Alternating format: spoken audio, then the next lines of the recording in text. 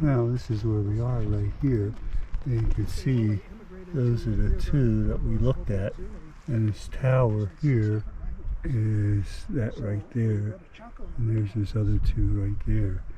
But you can stop the vid to read the information on it. Very interesting. Our first stop is Farview Tower, and there's a couple of kivas here.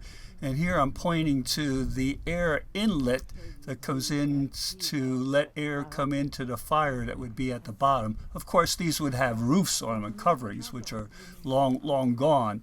But you needed some air to come in there, and they were very ingenious to put those vents in that it would just pull the air right into the fire there, and then let it out by a little opening in the roof. So these are the two kivas here, very popular things they have here in Farview. And there's the tower, not much left of the tower, and just some ruins of some of the other rooms, just a layout of the rooms there, but not too much to see there. So, okay, let's move on here. Okay, nothing left of them here. Okay.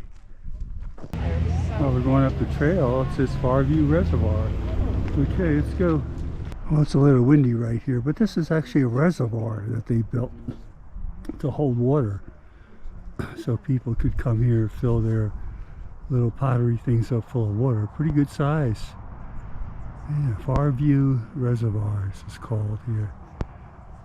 It was built long ago. I'll try to get a picture of the plaque as soon as the people move away from it then. So a little trail, you can walk around it, but that's okay.